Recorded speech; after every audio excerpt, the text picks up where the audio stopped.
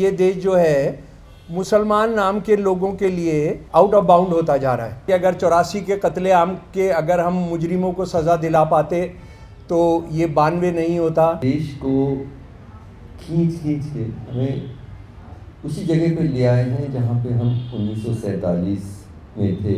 एक पुलिस के अफसर ने जिसकी जिम्मेदारी थी रेल के पैसेंजरों की हिफाजत करना, उसने 31 जुलाई 2023 को एक ट्रेन के अंदर 3 मुसलमान पैसेंजर्स को मारा था और ये कहा था कि आप मोदी को वोट नहीं देते हो, आप बाबा आदित्यनाथ को वोट नहीं देते हो, तो इसलिए तुम्हें ये सज़ा मिलेगी ही। पूरे हिंदुस्तान में मुसलमान लाचार हैं, मुसलमान पिट रहे हैं और इससे ज़्यादा बेइज्जती की बात किसी कौम के लिए कुछ हो नहीं सकती। रुद्रपुर से खबर यह है कि शमीम एक नमाज पढ़ने के लिए खाली प्लॉट में चले गए तो उनकी बहुत पिटाई हुई है। कि कोई भी कौम इतने लंबे समय तक अपनी जिल्लत बर्दाश्त नहीं कर सकती। घर में नमाज पढ़ने पर यह होगा कि आप पर मुकदमा होगा। बस यही तो 2 लड़ाइयाँ हम लोग आज लड़ रहे हैं।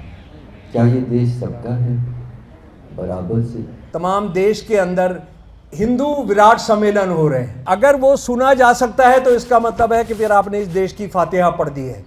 यानी मुसलमानों को जो आप बेइज्जत कर रहे हैं, वो जिस जिल्लत की हालत में डाले जा रहे हैं, लेकिन ये कहने वाला हिंदुस्तान में कोई है नहीं कि उसे नहीं बर्दाश्त करना चाहिए, क्योंकि उस पर फौरन इल्ज़ाम लगेगा कि वह हिंसा का भड़कावा दे रहा है।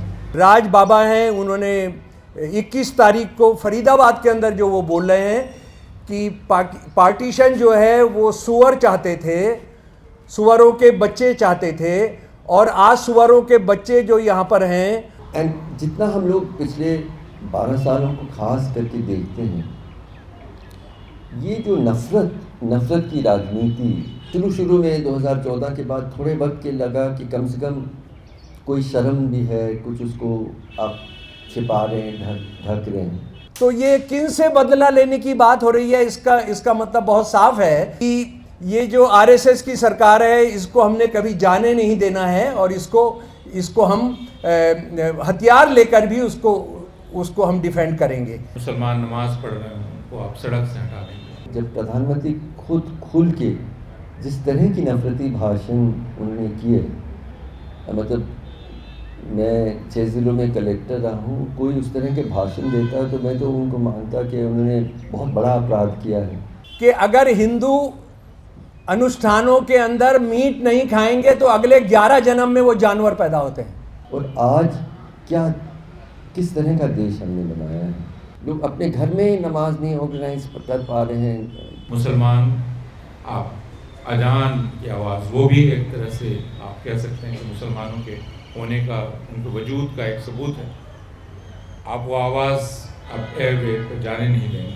यानी आज ये सारे देश के अंदर जो दलितों के साथ, बहुजनों के साथ, औरतों के साथ जो किया जा रहा है वो टेररिज्म नहीं है, लेकिन ये कुछ मुसलमान टेररिस्ट अगर कुछ करेंगे तो वो सारे मुसलमानों का नाम। हिंदू राष्ट्र जो बनाएंगे, हिंदू राष्ट्र में क्या ये वाला संविधान लागू होगा या हिंदू राष्ट्र मनुस्मृति के हिसाब से चलेगा? और मनुस्मृति जो है वो मुसलमानों के खिलाफ नहीं है, वो ईसाइयों के खिलाफ नहीं है, वो औरतों को, तमाम हिंदू औरतों को और दलितों को, जो बहुजन है उनको इंसान नहीं मानती है। वो कितनी साजिश कर सकते हैं, क्या कर सकते हैं, उसका वो मैं हमेशा याद रखता हूँ। हमको ये ख्याल आता है कि एक तरफ सुप्रीम कोर्ट में SIR पे बहस चल रही है और हम लोग जाके कोर्ट में रोज ये कहते थे कि भाई ये जो कर रहे हैं वो ये गलत कर रहे हैं, और ये बहस चल रही थी। और इतने में हिमांता बिस्वा शर्मा बयान देते हैं कि ये जो SIR का प्रोसेस है, I will use it to harass Muslims.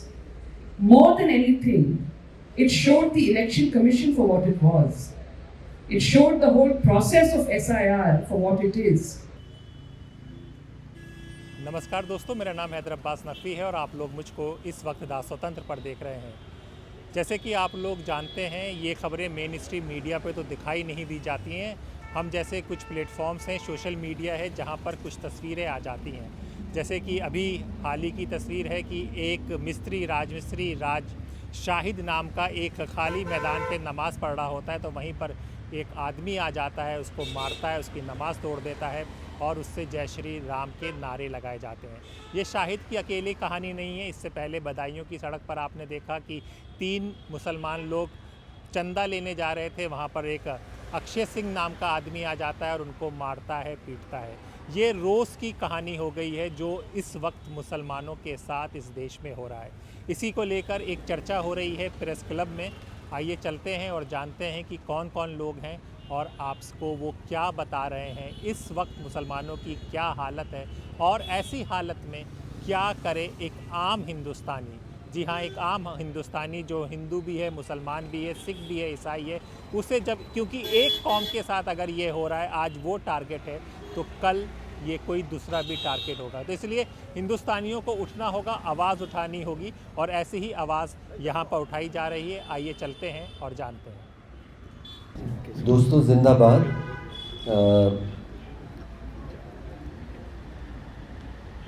12 साल हम लोग किस जगह पे पहुँचे हैं, कहाँ शुरू करें। कभी कभी इतिहास एक किस्म का व्यंग करने लगती है। पिछले साल आरएसएस ने अपने 100 साल पूरे किए। आरएसएस अपनी स्थापना दिवस विजयदशमी के दिन मनाती है। 2025 में उनकी स्थापना दिवस 2 अक्टूबर पे पड़ी। तो यही इतिहास का एक किस्म का व्यंग या संकेत, एक मतलब मैं पूरी तरह से देख रहा हूँ कि एक तरह से देश को खींच के हमें उसी जगह पे ले आए हैं जहाँ पे हम 1947 में थे। उसी दोराहे पे हमें खड़ा कर दिया गया है, हम भारत के लोगों को।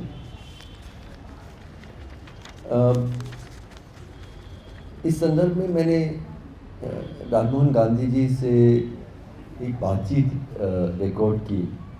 वो गांधी जी के पोते हैं। उस वक्त बच्चे थे जब गांधी जी की हत्या हुई। मैंने उनसे सवाल पूछा कि गांधी जी की हत्या क्यों हुई, आरएसएस का गांधी जी से इतना ज़्यादा सख्त विरोध क्यों है। तो उन्होंने बहुत खूबसूरती से, बहुत जिस सरलता से गांधी जी खुद चीज़ों को रखते हैं, एक तरह से distilling very complex truths into very simple words. उनका 2 कारण क्यों आरएसएस गांधी जी से इतनी हत्या करती है, इतनी नफरत करती है। उनका पहला कि उन्होंने ये कहा गांधी जी ने कि ये देश सबका है। सिंपली ये देश सबका है। हर मज़हब, हर जाति, हर भाषा, हर जेंडर, अमीर गरीब, सबका है। ये पहली बात जिसके कारण से आरएसएस का उनसे इतनी ज़्यादा नफरत है।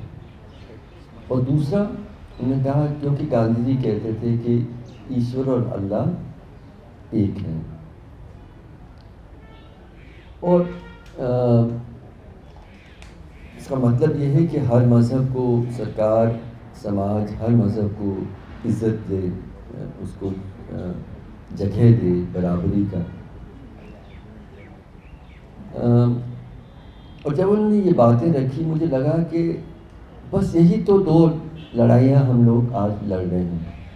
क्या ये देश सबका है बराबर से, और क्या ईश्वर और अल्लाह एक ही हैं। क्या हर मज़हब और जो मज़हब को नहीं मानते हैं सबको, सबके हक बराबर के हैं।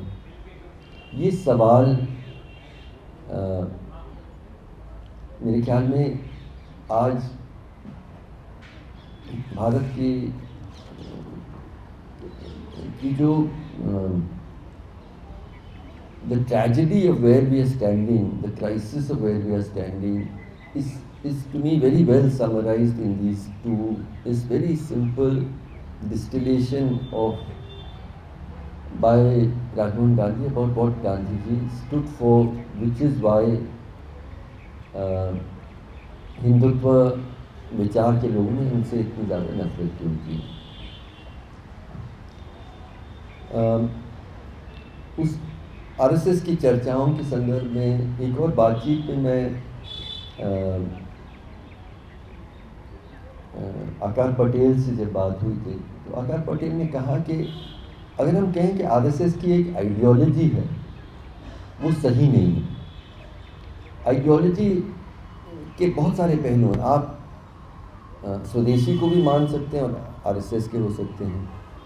आप अल्ट्रा ग्लोबलाइजेशन को भी मान सकते हैं, तब भी आप आरएसएस के हैं। तो what is it? He said RSS is the only thing that binds the RSS is hatred for Muslims. And जितना हम लोग पिछले 12 सालों को खास करके देखते हैं, ये जो नफरत की राजनीति, जब खुल के आपने नफरती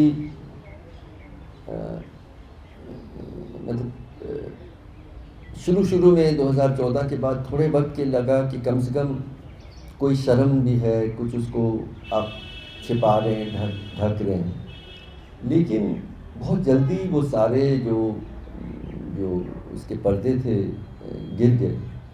और I think when we reach 2024, जब प्रधानमंत्री खुद खुल के जिस तरह की नफरती भाषण उन्होंने किए, मतलब मैं 6 ज़िलों में कलेक्टर रहा हूँ, कोई उस तरह के भाषण देता तो मैं तो उनको मानता कि उन्होंने बहुत बड़ा अपराध किया है और नफरत फैला रहे हैं। तो पिछले आज के हालात के बारे में शुरुआती बात मैं यही कहना चाह रहा था कि आज के हालात ये हैं कि हमने 1947 में जो सोचा था कि इस देश को अपना रास्ता तय करना था, उस वक्त क्या हम भी एक हिंदू पाकिस्तान बनना चाहते हैं, या हम ऐसा देश बनाना चाहते हैं जहाँ सबको बराबरी की जगह हो, इज़्ज़त की जगह हो, जहाँ हर मज़हब, हर जाति, हर भाषा, इस सारी विविधता में हम लोग आगे बढ़ें। क्या एक समाजवादी देश का निर्माण भी हम करने जा रहे हैं? क्या आज़ादी, बोलने की आज़ादी, इबादत की आज़ादी, अपने शासकों को चुनना और उनकी आलोचना करने की आज़ादी, उनका विरोध करने की आज़ादी, और सबसे बढ़ के जो बाबा साहब ने हमें याद कराया था कि if there is the core idea of our constitution actually fraternity है, बंधुता है। बंधुता जो हिंदी शब्द इस्तेमाल हुआ है, संस्कृत से निकला हुआ शब्द है कि हम बंधे हुए हैं एक दूसरे से। हमारी भाषा, हमारे विचार, हमारे मज़हब सब अलग हो सकते हैं, लेकिन हम बंधे हुए हैं। आपके ऊपर अगर जुल्म होता है, आपके पैरों पे जंजीर होते हैं, तो मैं समझता हूँ कि मेरी आज़ादी मुझसे छीन गई है। आपके पीठ पे चाबुक लगे, जैसे पहलू खान के पीठ पे चाबुक लगी, मेरे पीठ पे दर्द होते हैं।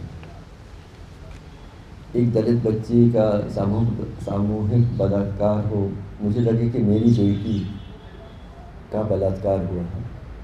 वैसा देश बनाने का हमने फैसला किया था, वादा किया था। और आज किस तरह का देश हमने बनाया है?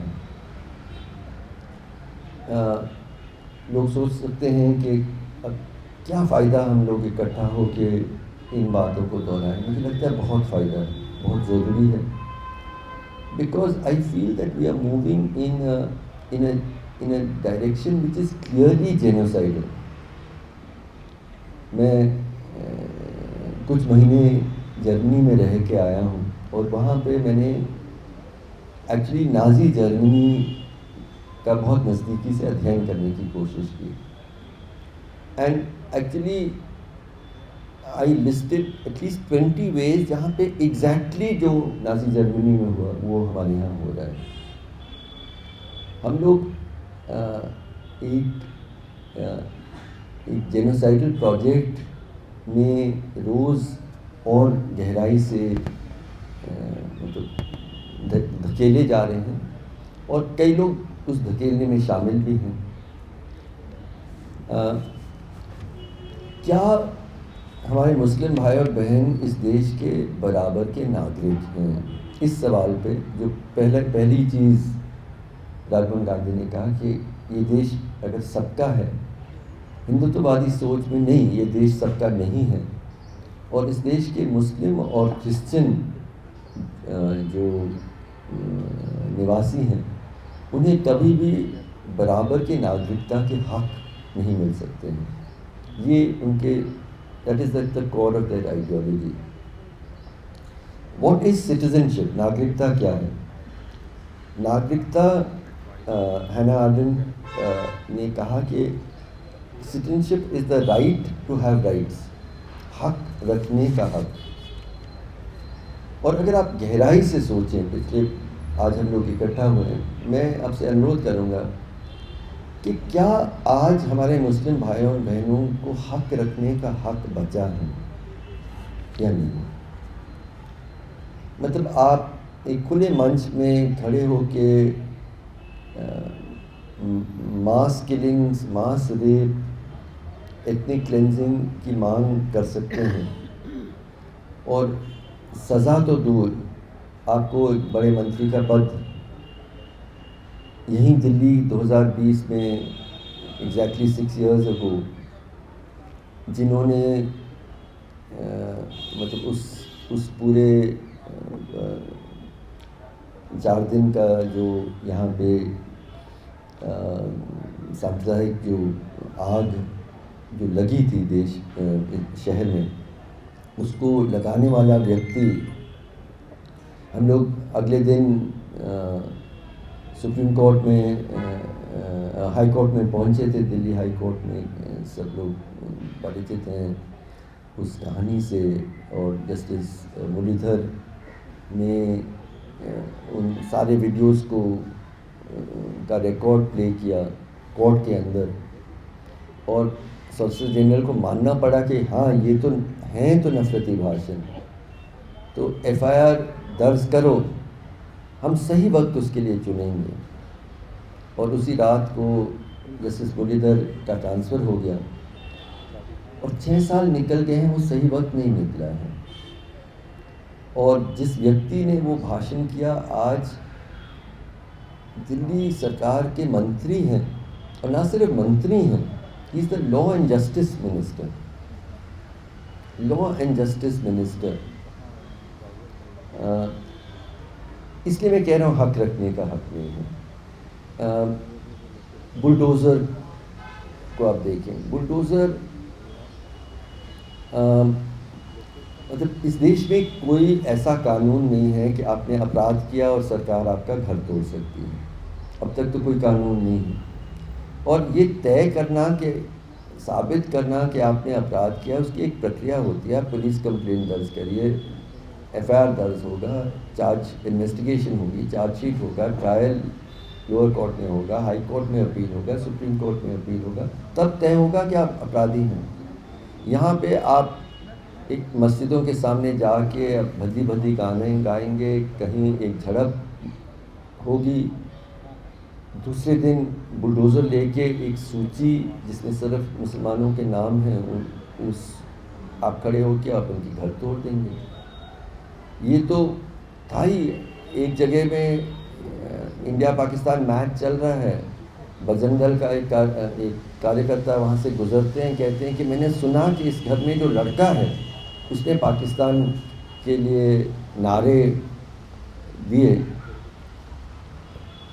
उस बच्चे को अरेस्ट किया जाता है ऑब्जर्वेशन होम में, उसके माँ बाप को जेल में रखा जाता है, बुलडोज़र आके उसका घर तोड़ देता है।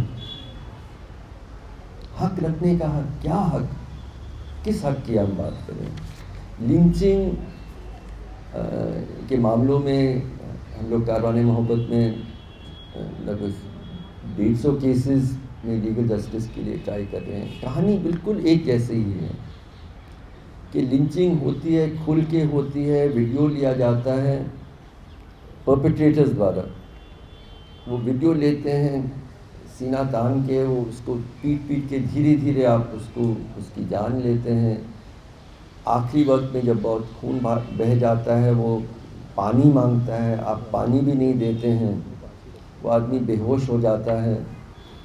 उसको पुलिस जब आती है जानों के जैसे उसको घसीटते हैं। फिर पुलिस कंप्लेंट में लिखती है कि ये तो एक रोड रेज था या कुछ और था, या फिर अगर मान भी लें कि एक भीड़ ने उसकी हत्या की है, कहें कि असली अपराधी तो यही था, यही तो गाय काट रहा था, यही तो लव जिहाद कर रहा था। अब भीड़ थोड़ी उत्तेजित तो हो ही जाती है और फिर इसी तरह से केस बढ़ता जाता है। You have ensured there is no, वो जो वीडियोस हैं आप उसको एविडेंस में ही नहीं लेते हैं जानबूझ के। जो डाइंग डिक्लेरेशन देना चाहिए वो आप लेते नहीं हैं। तो आप लिंचिंग एक नफरती माहौल बनाते हैं। लिंचिंग जब होता है तो लोगों को पूरा, अगर आखिर आप ऐसा अपराध कर रहे हैं जिससे आपकी फांसी हो सकती है, आप खुद उसका वीडियो ले रहे हैं, इसका क्या मतलब है? आपको यकीन है कि सज़ा तो दूर, मुझे तो इससे मंत्री पद मिल जाएगा, कुछ और हो जाएगा। हक रखने का हक, कहाँ हक रखने का हक? और बहुत सारे उदाहरण हैं, बस एक और मैं देता हूँ, बस देना चाह रहा हूँ। प्रार्थना करना, इबादत।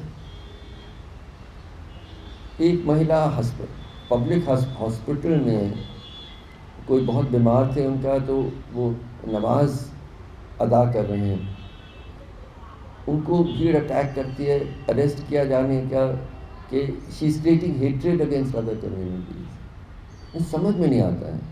हम किसी भी मंदिर में जाते हैं, इतने जगह लोग प्रार्थना करते हैं, छोटे छोटे ये हैं, नमाज आप पढ़ें तो दिस इज क्रिएटिंग हेट्रेड। लोग अपने घर में ही नमाज नहीं ऑर्गेनाइज कर पा रहे हैं। गुड़गांव में क्या हुआ था, पार्टीशन के बाद बहुत बड़ी मात्रा में यहाँ से लोग पाकिस्तान गए, मस्जिदें थीं लेकिन इस्तेमाल में नहीं रहे। बहुत सारों में, कई जगहों में मतलब गोबर रखने की जगह हो गई। फिर जब it became millennium city, large numbers came of migrants, उन्होंने कहा कि उसमें बहुत सारे मुस्लिम लोग थे, अब हमें इबादत के लिए हमें मस्जिद बनाने की इजाज़त दीजिए, नहीं देंगे। चलिए हम खुले में अपनी प्रार्थना करेंगे, उसकी भी इजाज़त नहीं देंगे। तो और देखो 108 प्लेसेस जहाँ पे नमाज पढ़ा जा रहा था, अब 20, 30, 10। तो वी आर इन एंड हमारी फिल्में देखें, जिस तरह की फिल्में बन रही हैं, exactly these kinds of films were made in Nazi Germany. इसी तरह से हिटलर अपने सारे सीनियर ऑफिशियल्स के साथ बैठ के उसको देखते थे, उसको प्रमोट करते थे। एक नाजी सिनेमा भी अब बन रही है हमारे यहाँ, उसी तरह की सरकार की सहमति के साथ। तो बस इतना कहना चाह रहा हूँ कि दो बातों से फिर से अपना I want to underline. One is that we have return to 1947। देश उसी दोराहे पे खड़ा है जहाँ पर वो 1947 में था। दो रास्ते हमारे सामने हैं। क्या हम लोग एक बराबरी, इंसानियत, सबके लिए आज़ादी, बंधुता, इस तरह का देश बनाना चाहते हैं, या फिर हम ऐसा देश चाहते हैं जो मनुस्मृति के विचारधारा के अनुरूप है? ये हम भारत के लोगों को तय करना है। ये पहली बात मैं दोहराना चाह रहा हूँ। दूसरा कि हम लोग जो हम देख रहे हैं, हम एक घटना को देखते हैं, फिर कुछ कहते हैं, फिर एक और घटना होती है, फिर हम कुछ कहते हैं, लेकिन when you see it all together, these are not random incidents of state injustice and hate violence. This is a genocidal project. We are in the middle of a genocidal project. और हम देखते जा रहे हैं, हम भारत के लोग इसको इजाज़त दे रहे हैं। इसको हमें पहचानना बहुत ज़रूरी है और इसका हम मिल के, मैं मानता हूँ कि भारत के अधिकांश लोग इसका समर्थन आज भी नहीं करते हैं, लेकिन हम लोग खामोश हैं। हमारी चुप्पी इसको इजाज़त दे रही है और इतिहास और अगली पीढ़ियाँ हमसे पूछेंगी कि आपने उस वक्त क्या किया। हम अपने अगले पीढ़ियों आँख से आँख मिला के हमें जवाब देना ज़रूरी है कि हमने उसका सामना किया। शुक्रिया। दोस्तों, हर्ष भाई ने कई चीज़ें आपके सामने रखी जो बहुत चिंता का विषय है और हमें सोचने पर मजबूर करना चाहिए उन विषय ने। और मैं हर्ष मंदर साहब को इसलिए प्यार करता हूँ कि उन्होंने जो भारत का प्रजातंत्र और सेकुलरिज्म का जो ढांचा है उसको बचाने की ये लड़ाइयाँ लड़ी हैं, जो जिस तरह के उन्होंने इश्यूज चुने और अपनी सरेंडर नहीं किया किसी भी चीज़ को लेके। मुझे एक बात ज़रूर उनके बारे में मैं दोहराना चाहूँगा कि जहाँ तक मुझे याद है, इंदौर के आप कमिश्नर थे हैं, तो वहाँ क्या हो रहा था कि लगातार जो हिंदू कोई जुलूस या कोई भी आयोजन होता था तो उसमें क्रॉकरी फेंकी जाती थी और फिर उसके बाद दंगा होता था। दंगा होने के बाद फिर मुसलमानों के घर जलाए जाते थे। वो भी उसमें मार खाने वाले और जिनके घर जलते थे, उस वक्त बुलडोज़र नहीं चलता था, या जो मारे जाते थे वो मुसलमान होते थे। ये मानकर चला जाता था कि ये जो क्रॉकरी जो फेंकी जा रही है ये मुसलमान गुंडों की तरफ से फेंकी जा रही है। तो हर्ष मंदर भाई ने इसके बारे में सोचा कि यार ये सब जगह एक ही तरह की क्रॉकरी फेंकी जा रही है। यानी हो ये रहा है कि अलग अलग जो आयोजनों पर जो फेंका जाता था टूटी हुई क्रॉकरी, वो एक ही जगह से एक ही तरह की थी। तो हर्ष भाई ने शायद उसकी पूरी इंक्वायरी की तो पता लगा कि आरएसएस का जो चीफ था वहाँ, वो बल्क के अंदर वो क्रॉकरी ख़रीदता था। और वो क्रॉकरी जो है, मैं अगर सही मेरी जानकारी है तो ये ठीक है भाई साहब, थोड़ा सा फर्क स्टोरी है बट हाँ, तो वो कितनी साजिश कर सकते हैं, क्या कर सकते हैं, उसका वो मैं हमेशा याद रखता हूँ और दोस्तों के साथ साझा करता हूँ। देखिए, एक बात जो धीरे धीरे जिससे मैं कन्विंस हो गया हूँ कि ये देश जो है मुसलमान नाम के लोगों के लिए ये आउट ऑफ बाउंड होता जा रहा है, आउट ऑफ बाउंड होता जा रहा है। और वो जिन चीज़ों को लेकर आउट ऑफ बाउंड हो रहा है, ये शायद मैं एक साल पहले मैंने नहीं कहा था, 6 महीने पहले नहीं कहा था, लेकिन जिस तरह के हालात अभी हुए हैं, ये हमारे सामने था कि हमने बाबरी मस्जिद गिरते हुए देखी थी, हमने 92-93 के दंगे देखे थे, और वो उसके बारे में भी मेरी एक बहुत साफ मानना है कि अगर 84 के कत्लेआम के अगर हम मुजरिमों को सज़ा दिला पाते तो ये 92 नहीं होता, ये बाबरी मस्जिद का गिरना नहीं होता, क्योंकि उसने ये तय किया था कि आप कुछ भी करेंगे, मॉब बस जुटा लेंगे, उसके बाद आपको कोई पकड़ने वाला नहीं है। लेकिन और उसके बाद हमने बड़े भयानक वाक़े देखे थे। ये हमने देखा था कि किस तरह से एक पुलिस के अफसर ने, जिसकी जिम्मेदारी थी रेल के पैसेंजरों की हिफाजत करना, उसने 31 जुलाई 2023 को एक ट्रेन के अंदर 3 मुसलमान पैसेंजर्स को मारा था और ये कहा था कि आप मोदी को वोट नहीं देते हो, आप बाबा आदित्यनाथ को वोट नहीं देते हो, तो इसलिए तुम्हें ये सज़ा मिलेगी ही। और जब एक दलित अफसर ने, उनको ट्राइबल अफसर ने रोकने की कोशिश की थी, तो उन्होंने उनको भी गोली मारी थी उस वक्त पूरा देश जो है बहुत परेशान और ये सब हुआ था, लेकिन हम जानते हैं कि उसके बाद जो तरह हालात बहुत ख़राब हुए हैं, कितने ख़राब हुए हैं कि आते हुए जो मैं यहाँ पर आपके साथ बातचीत करने के लिए जब आ रहा था तो एक ख़बर आई, ये रुद्रपुर से ख़बर है। रुद्रपुर से ख़बर ये है कि शमीम एक बंदा जो है जो वहाँ पर मिस्त्रीगिरी का काम करता है, राजमिस्त्री का काम करता है, तो वो रमज़ान के दिन है तो नमाज़ पढ़ने के लिए खाली प्लॉट में चले गए तो उनकी बहुत पिटाई हुई है, रुद्रपुर में पिटाई हुई है। और वो इस वजह से कि वो यहाँ पर नमाज क्यों पढ़ रहा है इसके लिए।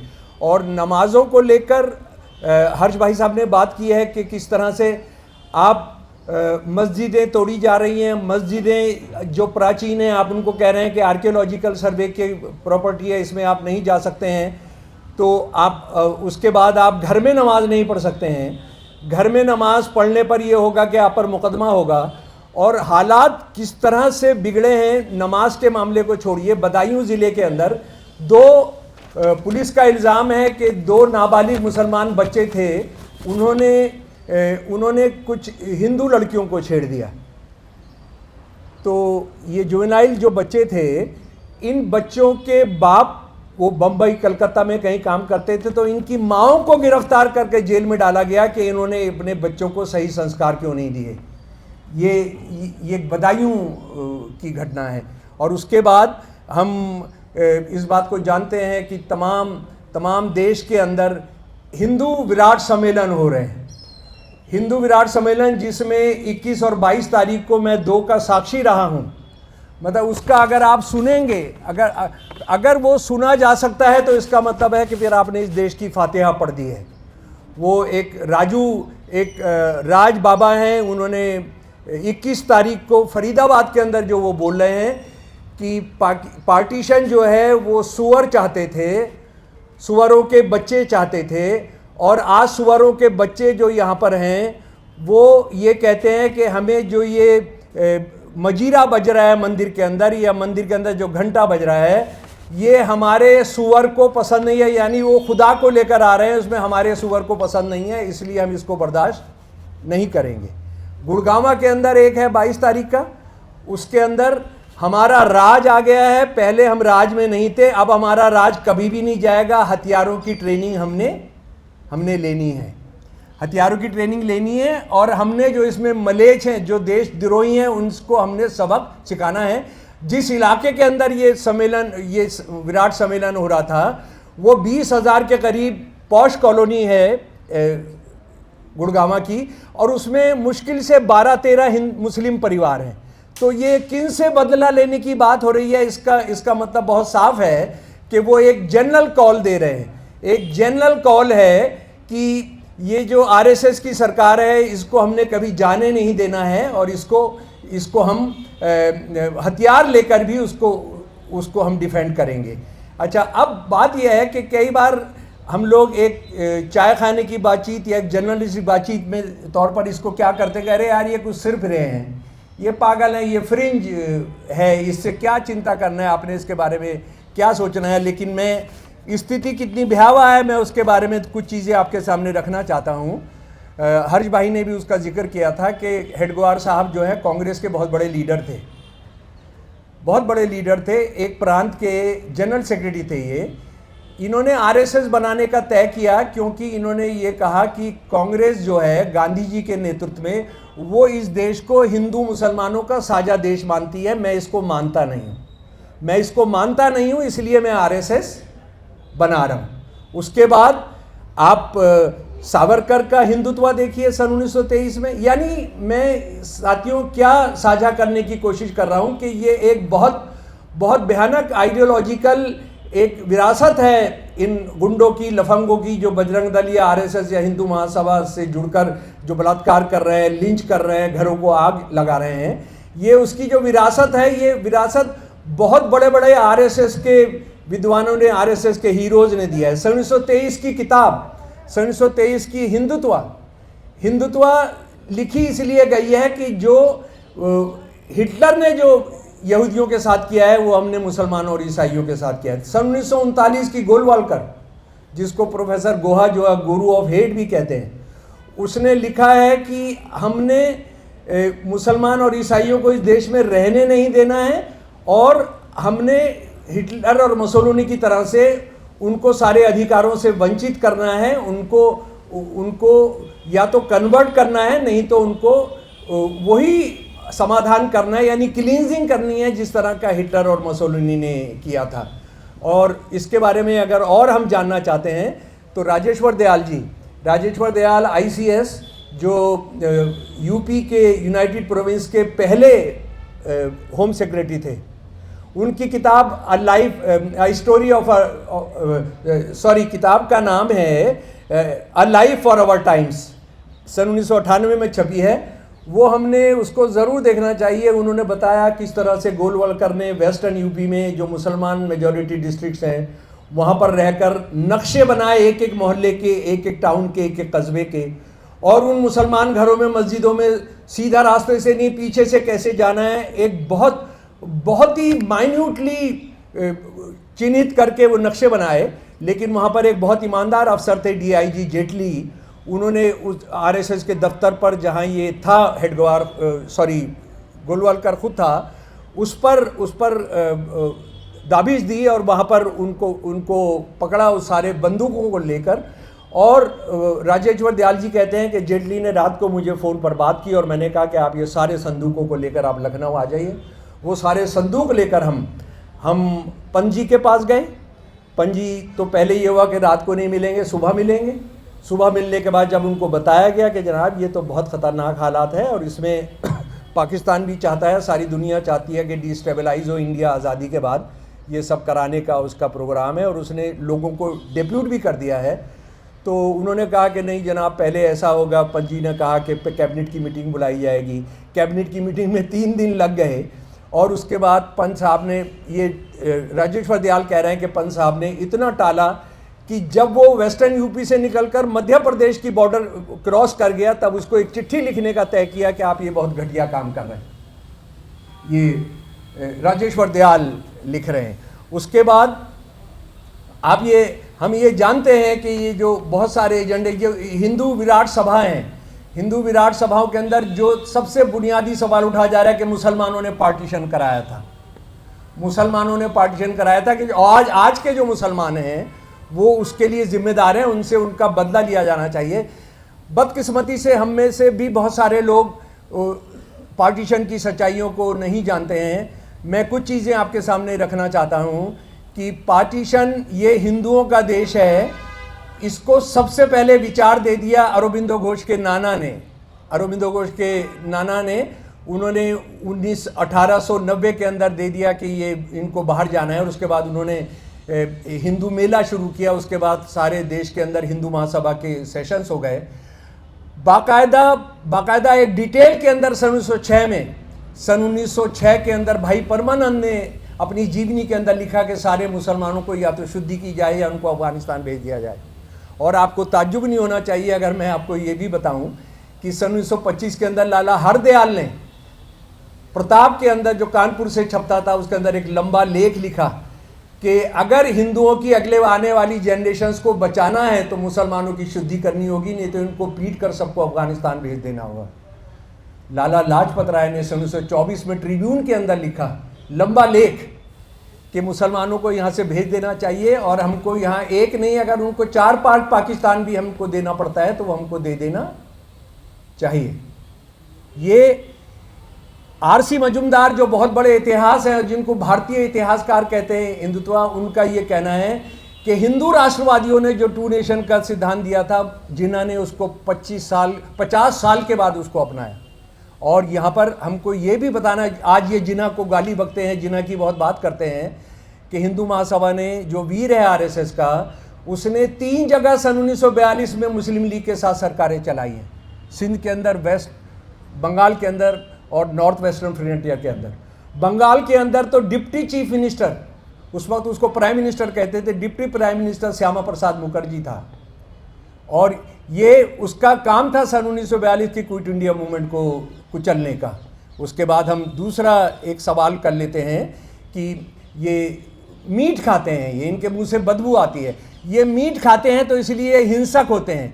अभी आपने हरियाणा का आदेश सुन लिया डिप्टी चीफ मिनिस्टर का कि जो मीट की दुकानें बंद कर दी जाएंगी जो आसपास में स्कूलों के बराबर में, क्योंकि उससे एक तो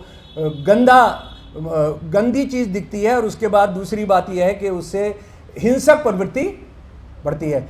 ये बंदा पता नहीं कितना हिंदुइज्म जानता है, लेकिन इसको मैं कहूँगा कि ये मनुस्मृति का चैप्टर 5 पढ़ ले, चैप्टर 5 पढ़ ले। जी है ना 2-4 मिनट?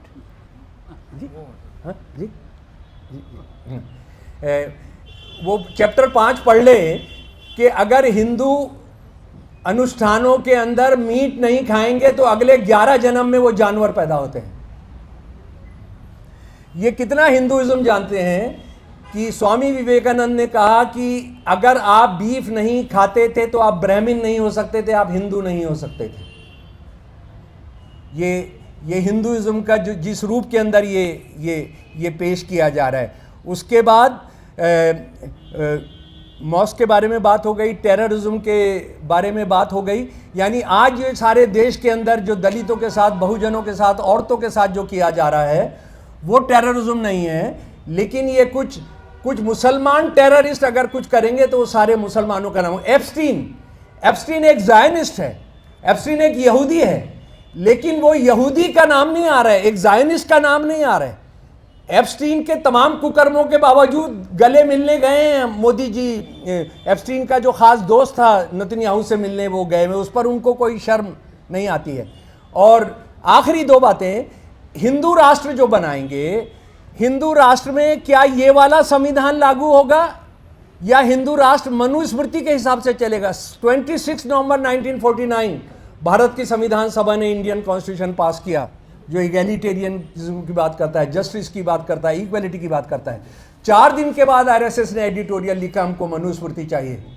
और मनुस्मृति जो है वो मुसलमानों के खिलाफ नहीं है, वो ईसाइयों के खिलाफ नहीं है, वो औरतों को, तमाम हिंदू औरतों को और दलितों को, जो बहुजन है उनको इंसान नहीं मानती है। तो आपने जो हिंदू राष्ट्र का जो सपना है उसमें आपका एजेंडा क्या होगा हम नहीं पूछ पा रहे हैं उनसे। फरीदाबाद के अंदर कोई एक हिंदू प्रोग्रेसिव नहीं मिला जो खड़े होकर उनको चैलेंज कर पाता। गुड़गांव के अंदर कोई नहीं मिल पा रहा है। 1000 सम्मेलन हो रहे हैं, कोई उनको जाकर चुनौती नहीं दे पा रहा है। इसकी वजह से हम जंग हार दे रहे हैं। हम सच को साझा करने के लिए का रिस्क लेने के लिए तैयार नहीं है। और आखिरी नोट, ये एक बहुत बड़ी भ्रांति जिसमें बदकिस्मती से बहुत मुसलमान इंटेलेक्चुअल्स भी जिसका शिकार हैं और वो डिफेंड करते रहते हैं कि ये मुसलमान जो इस देश में मुसलमान हुए हैं वो हिंदुओं से मुसलमान हुए हैं। इससे बड़ा झूठ कोई नहीं हो सकता, क्योंकि ब्राह्मणवाद के रहते ये जो बहुजन हैं, ये जो नीची जातियों के लोग हैं, नीचा काम करने वाले लोग हैं, ये तो हिंदू धर्म में इनको हिस्सेदार बनाया ही नहीं जा सकता था। ये असल में बौद्ध धर्म से ये मुसलमान हुए, बौद्ध धर्म से मुसलमान हुए। जो मुसलमान नाम के राजा आए, मुसलमान के राजाओं के आने पर उनको लगा कि बौद्ध राज चला गया, अब हमको संरक्षण देंगे। लेकिन वो मुसलमान नाम के राजा जो थे उन्होंने हिंदू जातियों के साथ कैसे पूरा राज चलाया उनके साथ मिलकर, वो एक अलग किस्सा है, हम बात करेंगे। जो मुसलमान राज है, मुसलमान राज 1000 के राज के बाद 1871-72 में जो अंग्रेज़ों ने धर्म के नाम पर पहला सेंसस कराया, आप चले जाइए गूगल में और देख लीजिए, मुसलमान 21.5%, 73% हिंदूज 1000 साल के राज के बाद। तो ये किन की मर्जी से चला, किन के हिसाब से चला, कौन उसके अंदर शामिल थे? औरंगजेब से लड़ने कभी शिवाजी से लड़ने कभी औरंगजेब नहीं गया, उसके 2 कमांडर जाते रहे सारी लड़ाइयों में, जय सिंह 1, जय सिंह 2। राणा प्रताप से लड़ने अकबर कभी नहीं गया, उसका साला जाता रहा राणा प्रताप से लड़ने के लिए। लेकिन जो मुसलमानों का राज था उसका बदला हमसे लेना है।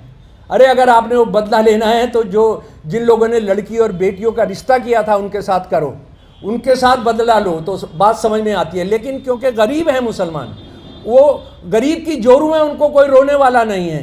बीजेपी को तो छोड़िए, दूसरी पार्टियां जिन्होंने राज किया है उन्होंने भी उनको किनारे कर ही रखा है। तो ये सब चलता रहेगा। हम मुसलमानों से जो नफ़रत है, जो हिंदुओं की, ब्राह्मणिज्म की, बौद्धों से नफ़रत है, उसका बस मैं एक उदाहरण देकर अपनी बात ख़त्म करूँगा कि बंगाल के अंदर बंगाल के मुसलमानों को नेरे कहते हैं। मैंने जितनी जानकारी हासिल की, या कुछ बंगाली जानने वाले दोस्त होंगे, अगर मैं गलत कह रहा हूँ तो मुझे बताएंगे, जिसका मतलब होता है गंजा। मुसलमानों को एक डेनिग्रेट करने के लिए उनको वो नेरे कहते हैं। नेरे का मतलब गंजा। सारे बुद्धिस्ट जो हैं वो सर मुंडाकर रहते थे, जो भिक्षु होते थे। तो आज भी मुसलमानों को वहाँ नेरे बोला जाता है। यानी मुसलमानों से जो नफ़रत है वो इस वजह से है क्योंकि उन्होंने बौद्ध धर्म अपनाकर ब्राह्मणिज्म को चुनौती दी थी। अगर हम इस लड़ाई को नहीं समझेंगे और लड़ाई साझा नहीं करेंगे बहुजनों के साथ, और डॉक्टर अंबेडकर ने कहा था कि हम इस देश का सेल्वेशन हिंदुइज्म या इस्लामिज्म नहीं है, बल्कि सारे जो बहुजन हैं, हिंदू, मुसलमान, ईसाई, सिखों के, उनको एक होना है। बहुत बहुत धन्यवाद। मगर हमारे कोर्ट्स के बारे में, हमारे सुप्रीम कोर्ट के बारे में जो आपने कहा, बहुत मुख्तसर कहा, मगर जो आपने कहा उसमें हम क्या इजाफा कर सकते हैं।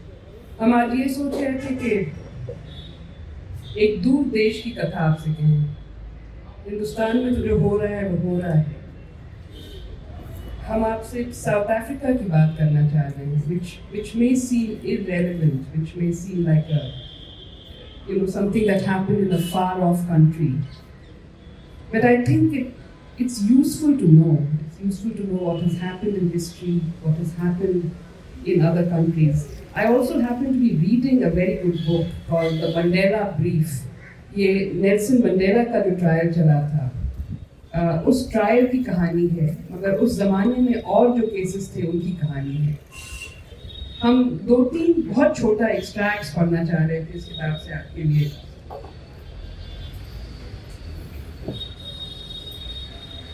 ये दूर देश की कहानी है, हमारे मुल्क की कहानी नहीं है, साउथ अफ्रीका की कहानी है। मगर सुनिए, The South African apartheid state was not all powerful.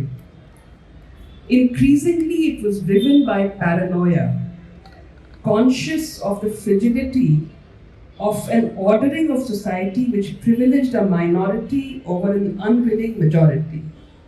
ये कह रहे हैं कि साउथ अफ्रीकन अपार्थाइड स्टेट असल में एक बहुत डरपोक स्टेट था। For all it's power, for all it's army, बहुत डरते थे वो, और इसलिए डरते थे कि उनके आइडियाज इतने कमजोर थे। उनका पूरा आइडिया, उनका पूरा लॉजिक अपार्थाइड पर बेस्ड था। इस पर बेस्ड था कि एक रेस, एक कौम दूसरी कौम से बेहतर होती है, और उन्होंने उसको उसी तरह अरेंज किया था कि जो वाइट्स हैं उनके पास ज़्यादा हुकूक होंगे, जो ब्लैक्स हैं उनके पास कोई हुकूक नहीं होंगे। ये इतनी बेवकूफ़ी का आइडिया था, इतना इलॉजिकल आइडिया था, and they knew it, and that's why they were so scared of any kind of dissent, any kind of protest. A stable state can tolerate dissent, but a state in permanent fear of its destruction lashes out at its dissenters.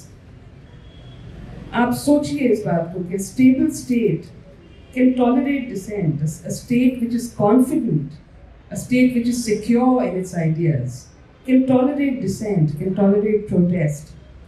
But a state that is in permanent fear of its destruction lashes out at its dissenters. And after this, they go on and describe some 2 or 3 cases that also happened around the time that Nelson Mandela's case happened. हम 2 case बयान करना चाहते हैं आपके सामने। ये 70s की बात है। 76 का पहला केस है, जब किसी ब्लैक डिसेंटर को टेरर एक्ट में पकड़ा।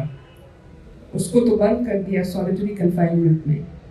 उसका एक दोस्त था जो वकील था, वो भी ब्लैक था, और उसको प्रोसिक्यूशन विटनेस बना के पेश कर रहे थे उसके अपने दोस्त के खिलाफ।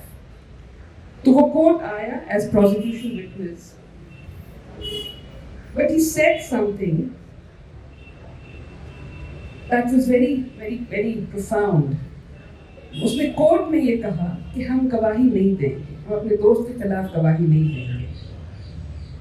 However serious the crime that he's accused of having committed, it was a crime of conscience.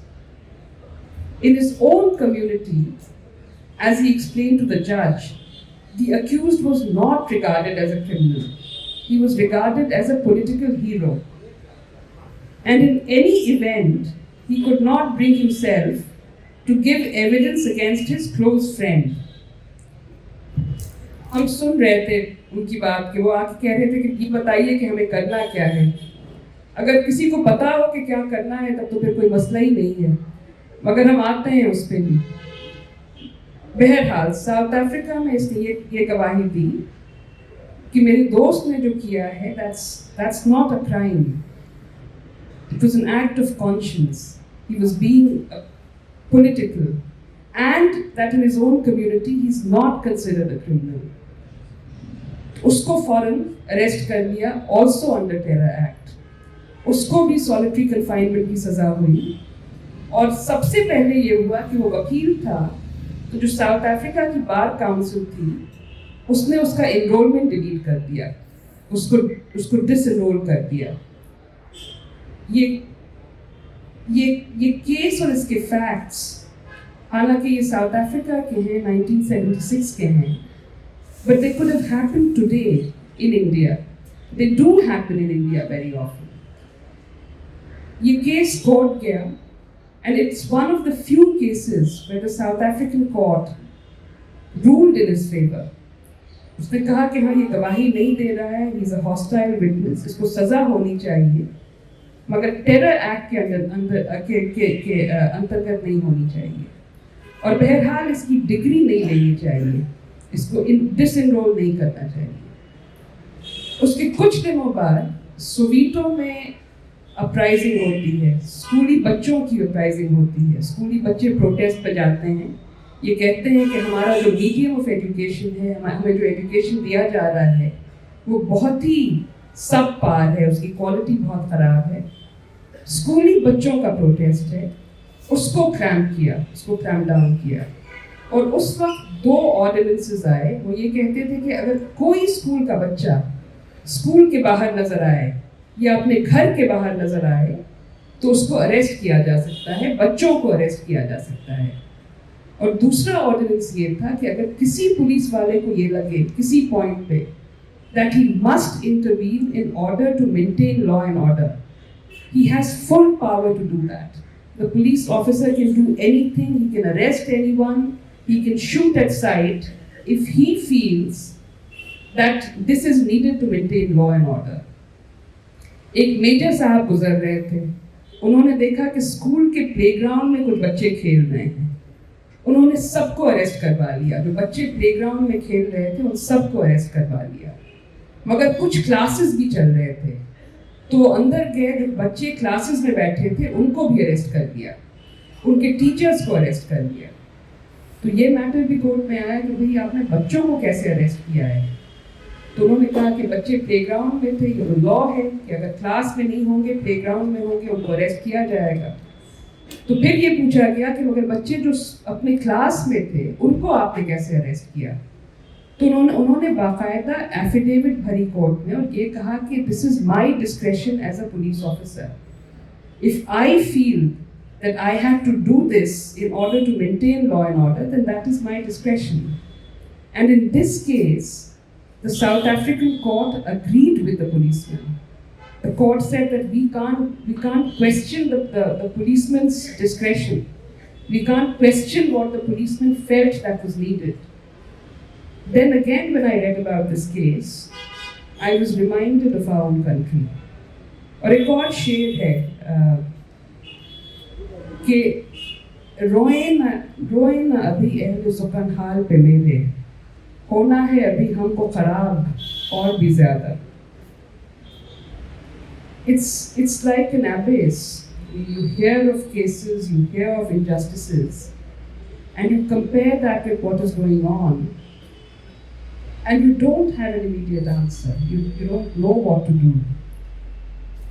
जो साहब अभी आए थे ये पूछने कि क्या किया जाए, कोई फौरी जवाब नहीं बन पा रहा है कि क्या किया जाए, मगर 2 या 3 बातें हैं। मेरा ये ख्याल है, और ये भी इस किताब में बार बार लिखा है कि despite everything the only hope was the constitution और गोइंग टू कोर्ट। और 5 केस अगर आप लेके जाइए तो 4 डिसमिस होते थे, एक में कोई अच्छा फैसला मिलता था, और उस एक अच्छे फैसले के लिए जो साउथ अफ्रीकन वकील थे उस जमाने के, वो बार बार कोर्ट जाते थे। हम लोग भी बार बार कोर्ट जाते हैं और एक आध अच्छे फैसले आते हैं, जैसे तहसीन पूनावाला का जो केस है लिंचिंग पर, या शाहीन अब्दुल्ला का जो केस है हेट स्पीच पर, जिसमें कम से कम सुप्रीम कोर्ट ने कुछ गाइडलाइंस दी हैं। ये कहा है कि अगर हेट स्पीच है तो पुलिस को सुओ मोटो एफआईआर लिखनी होगी, but that is not happening. No police officer is actually registering suo moto FIRs. Then we are taking these incidents back to the Supreme Court and saying कि भाई आपका फैसला है, आपकी guideline है, कोई मान नहीं रहा है, तो अब क्या करें? हम कंटेम्प्ट में जाते हैं। तो अब सुप्रीम कोर्ट इरिटेट हो रहा है हमसे। अब सुप्रीम कोर्ट ये कह रहा है कि आपको दे तो दी गाइडलाइन हमने, अब आप क्यों बार बार हमारे पास आ रहे हैं? आप क्यों आके हम लोगों को शर्मिंदा कर रहे हैं? क्या आपको ये बात नहीं समझ में आ रही है कि हम अपनी गाइडलाइंस नहीं इन्फोर्स कर पाते हैं? अनमैनेजेबल। तो सुप्रीम कोर्ट ने दामन छाड़ लिया है। सुप्रीम कोर्ट ये कह रहा है कि we did what we could, we gave you guidelines, now if they are not being complied with, there's nothing much that we can do. You're only embarrassing us. आप शर्मिंदा कर रहे हैं हम लोगों को। तो फिर इस संदर्भ में 2 या 3 मेरे पास मेरे ख्यालात थे। I don't know if it's workable. I don't know if it will work on the ground. Harsh will be able to tell us better. मगर मेरे जहन में ये आ रहा था कि कोर्ट की गाइडलाइन है हमारे पास, हम हमेशा रिएक्ट करते हैं। कोई हेट स्पीच का इंसिडेंट होता है तो हम जाते हैं, कहते हैं कि भाई एफआईआर दर्ज करो, वो नहीं करते हैं, हमारे पास कोई हल नहीं होता है। कोई अगर इंसिडेंट हो जाता है हम उसके बाद रिएक्शन में जाते हैं, पुलिस के पास कहते हैं कि कुछ करो। क्या ये मुमकिन है कि हम शहरों में डिस्ट्रिक्ट लेवल पर कमिटीज़ बनाएं जो प्रिएम्प्टिवली काम करें, जो कोई इंसिडेंट हो जाए उसके बाद पुलिस के पास ना जाएं, पहले से एक रिलेशनशिप बनाने की कोशिश करें? कोई तो अफसर होगा, कोई तो पुलिस अफसर होगा, कोई तो डीएम होगा जो रूल ऑफ लॉ के बारे में सोच रहा होगा, जिसको रूल ऑफ लॉ का ख्याल होगा। क्या ऐसी कमिटीज बन सकती हैं जो पहले से डीएम के साथ, एसपी के साथ, बड़े अफसरों के साथ एक रिलेशनशिप कायम करें, ये कह के कि भाई ये गाइडलाइंस हैं, सुप्रीम कोर्ट ने ये कहा है। Can we have workshops at the level of SHOs, at the level of IOs, कि अगर कोई इंसिडेंट होता है तो ये आपकी ड्यूटी है? Can we act preemptively? Can we think about acting preemptively? Will that at all help? I don't know. मगर शायद ये लग रहा है कि ऑर्डर्स को लेके, सुप्रीम कोर्ट के ऑर्डर्स को लेके हम लोगों को ज़रूरत है कि हम प्रोएक्टिवली, प्रिएम्प्टिवली जो भी अफसर हमारी बात सुनता है उससे बात करें और एक लॉन्ग टर्म रिलेशनशिप कायम करें। और दूसरी और आखिरी बात ये थी कि I feel that we have lost our sense of humour. We don't laugh enough, we don't make fun of whatever is going on around us enough. इतनी सारी बातें हैं हंसने की। हमको ये ख्याल आता है कि एक तरफ सुप्रीम कोर्ट में SIR पे बहस चल रही है और हम लोग जाके कोर्ट में रोज ये कहते थे कि भाई ये जो कर रहे हैं वो ये गलत कर रहे हैं। They're not bona fide, they're acting in a malified manner। और इलेक्शन कमीशन कोर्ट में बार बार ये कहता था कि नहीं, हम जो कर रहे हैं वो बिल्कुल bona fide है, हम जो कर रहे हैं वो ईमानदारी से कर रहे हैं। और ये बहस चल रही थी और इतने में हिमांता बिस्वा शर्मा बयान देते हैं कि ये जो SIR का प्रोसेस है, I will use it to harass Muslims. More than anything, it showed the election commission for what it was. It showed the whole process of SIR for what it is. तो सबसे ज़्यादा तकलीफ तो इससे election commission को होनी चाहिए थी कि हमने जो पूरा फिसाद बनाया था कोर्ट में, हमने जो बार बार ये बयान दिया था कि कोई गलती नहीं होगी। हिमांता बिस्वा शर्मा आके साफ साफ कहते हैं कि ये तो हम करेंगे मिसयूज रादर। मेरे ख्याल में these are instances that are satirical, that should be made fun of, we should laugh at all of this. We should not lose our sense of humor just because these are dark times. And on that note, when I was young, there was a lot of cultural production at the community level. वो बिल्कुल खत्म हो गया है। रमज़ान में साथ अफ्तार करना, ईद की तैयारी करना, या साथ फिल्म्स देखना, साथ प्लेस देखना, कम्युनिटी लेवल पे महलों में मेरे बचपन में बहुत होता था और अब एकदम नहीं होता है। So I think we also need to think about a lot of these things. We need to think about more cultural production. We need to think about being more proactive, preemptive, not always reactionary. Thank you.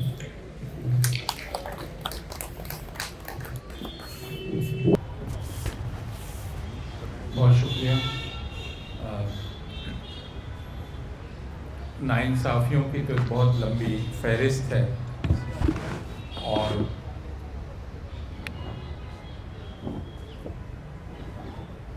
अगर हम सबको गिनाते रहें और या सबके ब्यौरे देते रहें तो हफ्तों गुजर सकते हैं, हम बैठे रह सकते हैं। कई के बारे में हर्ष ने बात की और शमसुल इस्लाम साहब ने बहुत सारे ब्यौरे दिए।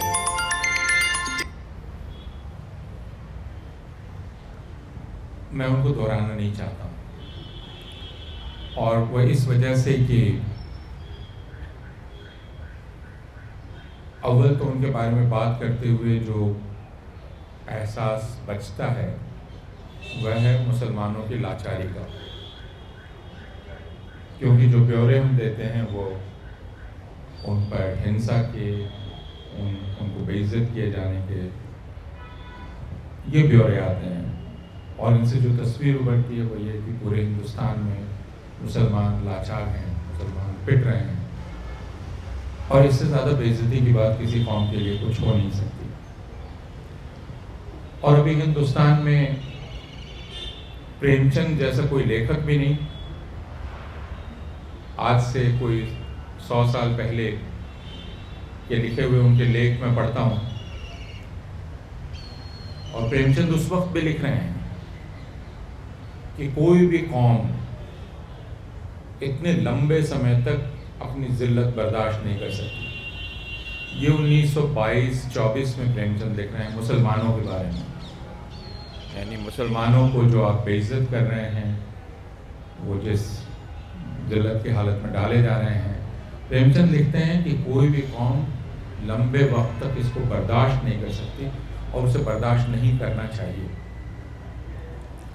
लेकिन यह कहने वाला हिंदुस्तान में कोई है नहीं जो उसे नहीं बर्दाश्त करना चाहिए, क्योंकि उस पर फौरन इल्ज़ाम लगेगा कि वह हिंसा का भड़कावा दे रहा है। बात वह नहीं थी। तो मैं ये कहना चाहता हूँ कि इसलिए उन ब्यौरों की बात मैं नहीं कर रहा। मुझे आज से कुछ साल पहले हैदराबाद के ऐसी ही सभा याद आती है और उसमें एक नौजवान मुसलमान लड़की उठ के खड़ी हुई और उसने कहा कि हमारे साथ दो तरह का बर्ताव होता है। एक तो ये हम बहुत ज़्यादा दिखलाई पड़ते हैं और हम कैसे दिखलाई पड़ते हैं, मार खाते हुए, ठोकर खाते हुए, बेइज्जत होते हुए। तो हमारी जो तस्वीरें लोगों के सामने जाती हैं वो इस तरह से जाती हैं और दूसरे हमें पूरी तरह से गायब कर दिया जाता है, यानी हम इनविजिबल बना दिए जाते हैं। तो आप मुसलमान नमाज पढ़ रहे हैं उनको आप सड़क से हटा देंगे, मुसलमान आप अजान की आवाज़, वो भी एक तरह से आप कह सकते हैं कि मुसलमानों के होने का, उनके वजूद का एक सबूत है। आप वो आवाज़ अब एयरवे पर जाने नहीं देंगे, कहीं वो आवाज़ नहीं सुनाई पड़ेगी। आप इस तरह के इंतज़ाम कर रहे हैं। या मुसलमान नाम अब नहीं दिखलाई पड़ेंगे साइन बोर्ड्स पर या बाकी जगहों पर। तो कोई भी मुसलमान पहचान, मुसलमान छाप अब नहीं होगी, तो गायब कर दिया जाएगा। तो एक तरफ बहुत ज़्यादा नुमायां किया जाएगा और दूसरी तरफ पूरी तरह गायब कर दिया जाएगा। और ये पिछले 12 साल से इसकी रफ्तार बहुत तेज हो रही है खास तरीके से। लेकिन इसमें एक और बात है जो ध्यान में रखने की है, और वह क्या किया जाना चाहिए इससे जुड़ी हुई है, क्या किया जा सकता है। और अगर हम गौर करें, 2 प्रक्रियाएं हो रही हैं। ये जो क्या किया जा सकता है, इस पर विचार करना है ज़्यादातर हिंदुओं को, क्या किया जा सकता है और उन्हें क्या करना चाहिए अपने साथ। क्योंकि मुसलमानों को जो करना चाहिए वो मुसलमान कर रहे हैं।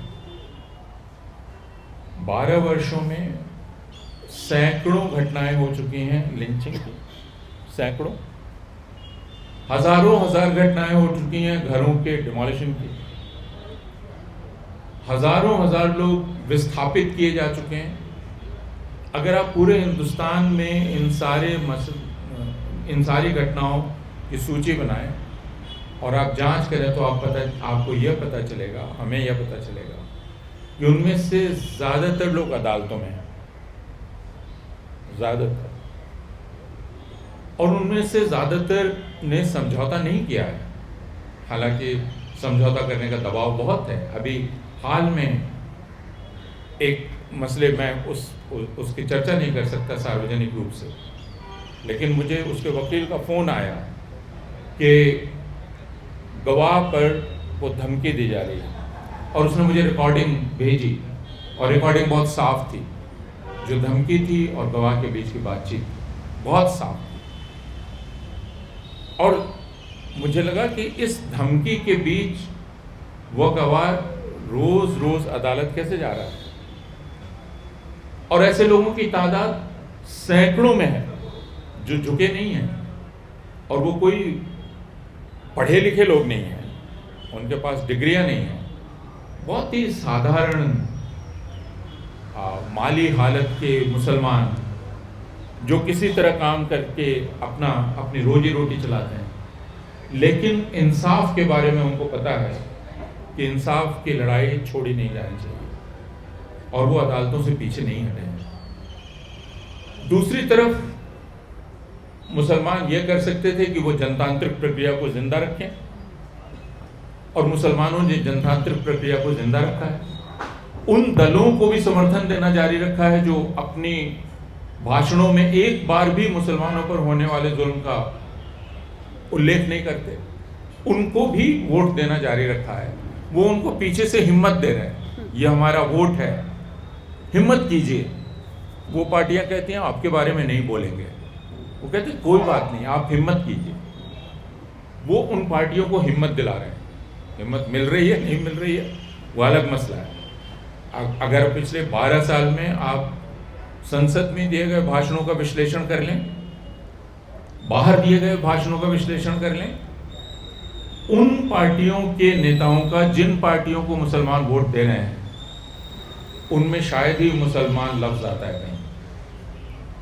तो मुसलमान उसके बावजूद जनतांत्रिक प्रक्रिया को जीवित रख रहा है। ये दूसरी चीज है।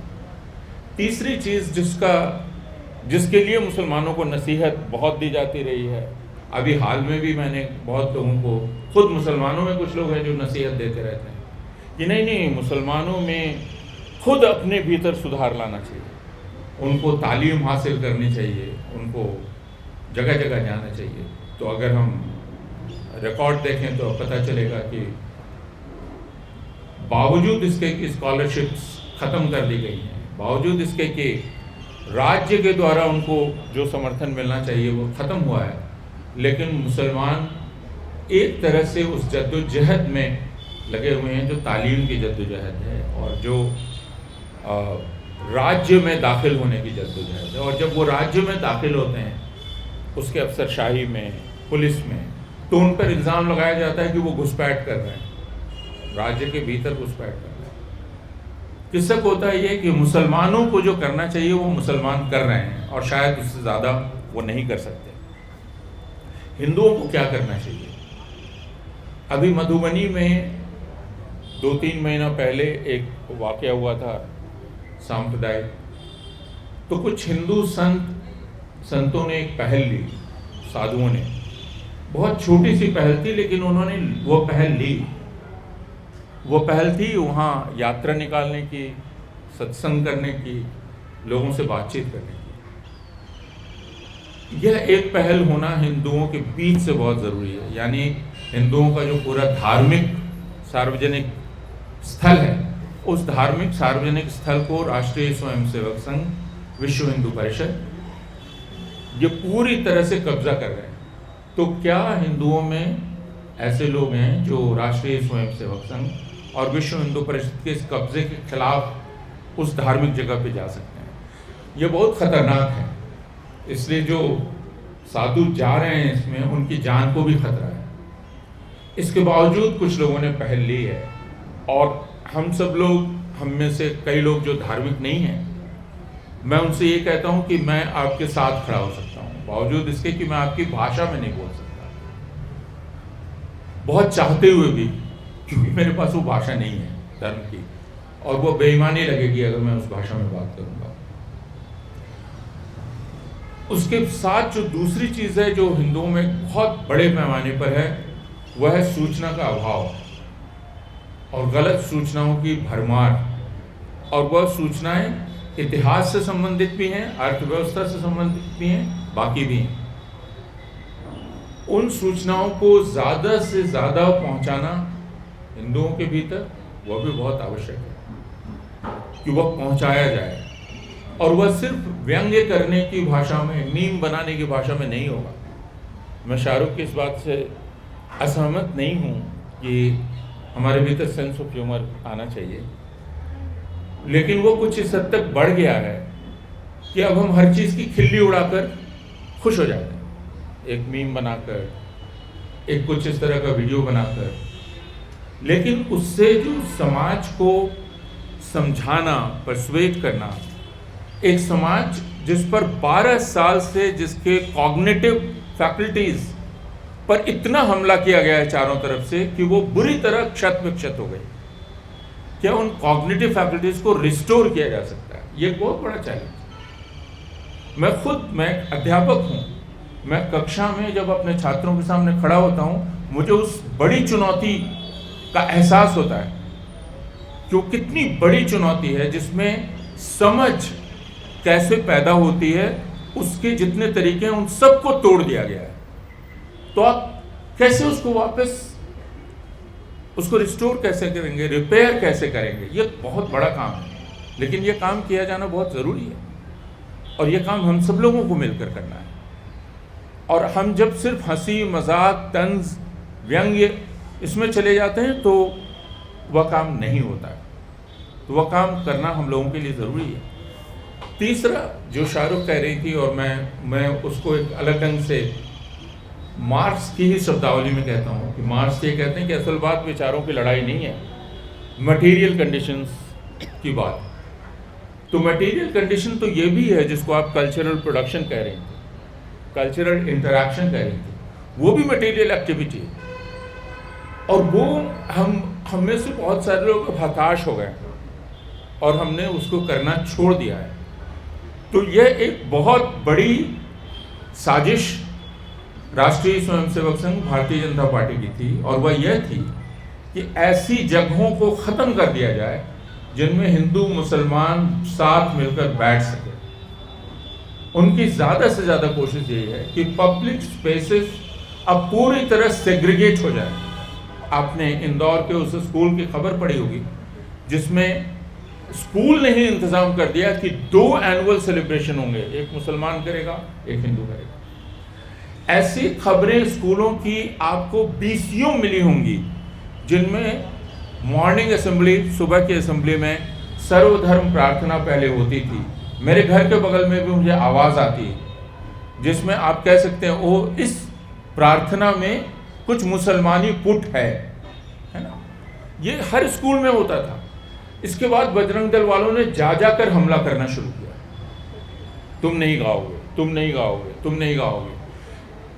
गुजरात में 25 साल की भारतीय जनता पार्टी के शासन के बाद भी मुझे यह जान के बहुत ताज्जुब हुआ कि ऐसा स्कूल है जो अपने बच्चों को मस्जिद ले जा रहा था। मस्जिद देखो, समझो, जानो, बजरंग दल वाले पहुंचे, हमला किया। ईद मनाने पर हमला हुआ। ईद क्यों मनाओगे? तो जो हमारे लिए करने को है वह यह कि हम इन मटेरियल कंडीशंस को हम कितना जिंदा रख सकते हैं, क्योंकि असल बात है सेग्रीगेशन की। तो अगर भारत में हम इस राष्ट्रीय स्वयंसेवक संघ की पूरी परियोजना को समझने की कोशिश करें तो वो एक तरफ तो अपार्थाइड की परियोजना है कि पूरी तरह अलग कर दो, कॉलोनीज अलग हों, लोग अलग हों, हिंदू न समझ पाए कि मुसलमान कैसे होते हैं, मुसलमान मुसलमानों के भीतर ही घूमते रहे। फिर हिंदुओं के अंदर आप मुसलमानों का कोई भी एक कॉन्सेप्ट पैदा कर सकते हैं अगर उनका कोई इंटरेक्शन नहीं होने वाला है। तो ये मटेरियल कंडीशन को जिंदा करने की बात है जो हम तमाम लोगों को मिलकर करने की ज़रूरत होगी। नतीजा क्या होगा हम नहीं जानते, क्या चीज़ें बदलेंगी हम नहीं जानते। सुप्रीम कोर्ट की जब सबसे ज़्यादा सुप्रीम कोर्ट की ज़रूरत थी, मुझे याद है कि जस्टिस चंद्रचूड़ जब आए थे तो उन्होंने अपनी पहली स्पीचेस में एक स्पीच में ये बात कही थी, मैं रेफरेंस खोज रहा हूँ, कि मेजॉरिटेरियन टाइम्स में कोर्ट की भूमिका बढ़ जाती है।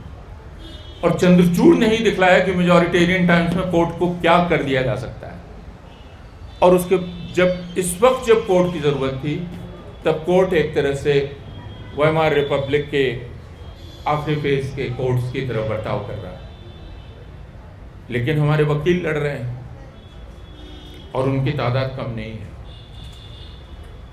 मैं आखिरी बात ये कहना चाहता हूँ कि कुछ चीज़ें हैं जो रोज़ाना करने की हैं, उनकी फहरिस्त लंबी है, लेकिन ध्यान रखिए रोज़ इस देश में मुसलमानों के घर तोड़े जा रहे हैं।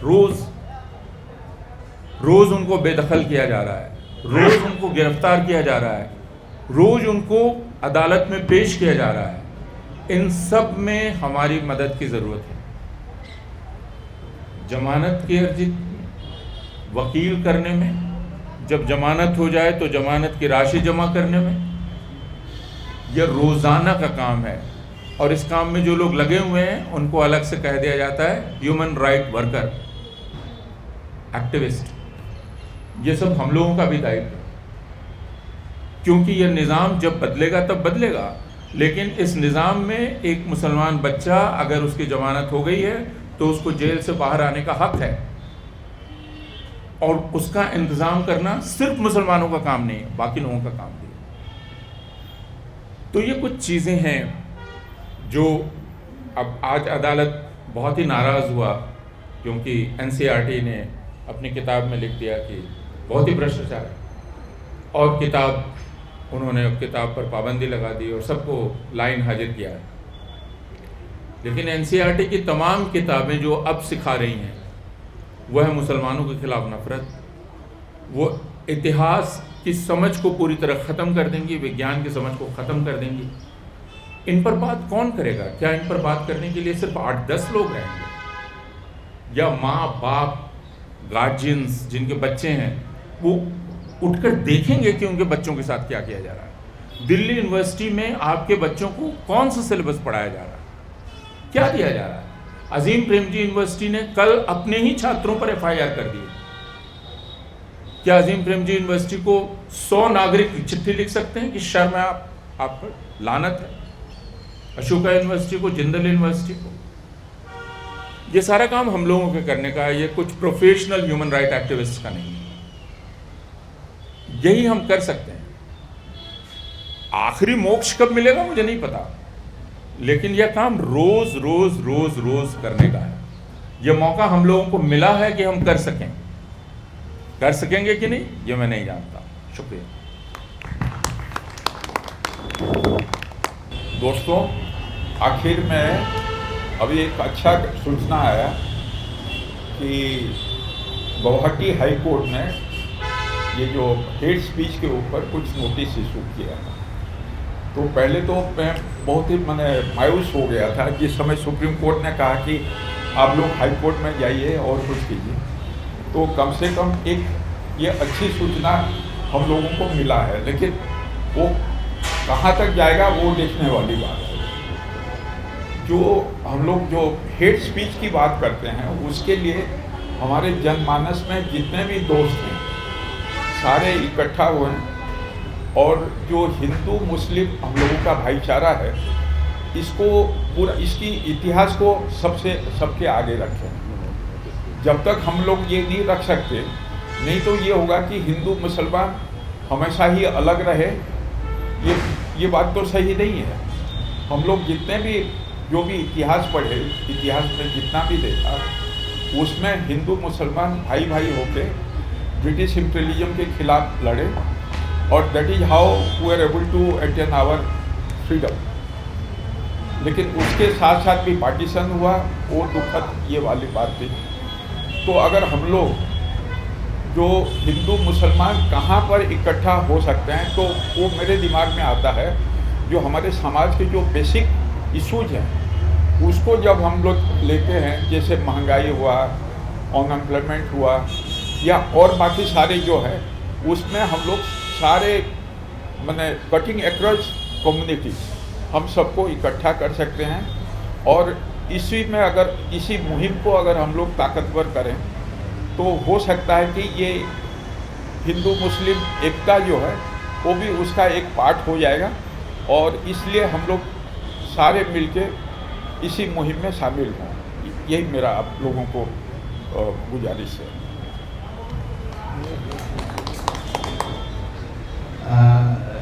इस्लाम साहब एक मिनट बोलना चाहते हैं जी, क्योंकि ये उसी संदर्भ में कि हमने करना क्या है।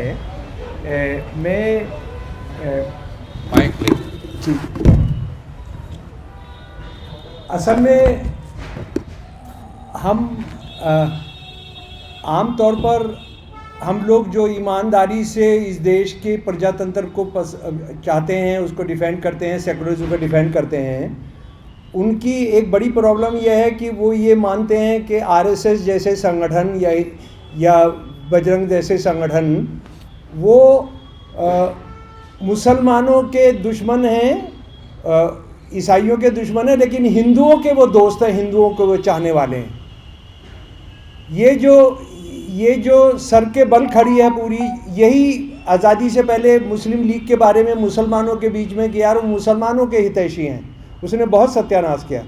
बात यह है कि हम कभी भी हिंदुत्ववादियों को जब ये सम्मेलन हो रहे होते हैं या उनके लोग कोई मजमा जमा कर रहे होते हैं या किसी को टारगेट कर रहे होते हैं तो हम उनसे पूछते नहीं हैं कि तुम्हारा हिंदुओं के बारे में क्या एजेंडा है। हिंदुओं के बारे में उनका एजेंडा जो है वो इतना शर्मनाक है, वो इतना भयानक है कि उसके लिए उस पर पर्दा डालने के लिए उन्होंने एक अदर का एक मसला खड़ा करना पड़ता है। और मुझे लगता है कि इस पर प्रोफेसर ग्रेगोरी स्टैंटन ने जो तमाम भारत में जेनोसाइड को लेकर जो सारा काम किया है उसको हमने उसको समझना चाहिए। बहुत बहुत धन्यवाद। तो आपने सुना, शमशुल साहब थे, हर्ष मंदार जी थे, अपूर्वानंद जी थे, शाहरुख एडवोकेट जी थी, जिन्होंने बताया कि क्या और नेल्सन मंडेला साउथ अफ्रीका का उदाहरण उन्होंने दिया कि भाई कौम बहुत कमज़ोर हो गई है, कि किस तरह से हो रहा है और किस तरह से कोर्ट भी इस वक्त लाचार हो रही है। कोर्ट की गाइडलाइन से कोर्ट ये कह रहा है कि भाई हमने तो गाइडलाइंस बना दी गई हैं, अब उसको नहीं फॉलो किया जा रहा है, तो आप बार बार कोर्ट में आकर हमको शर्मिंदा ना करें। तो दोस्तों ये बहुत एक मुश्किल दौर है।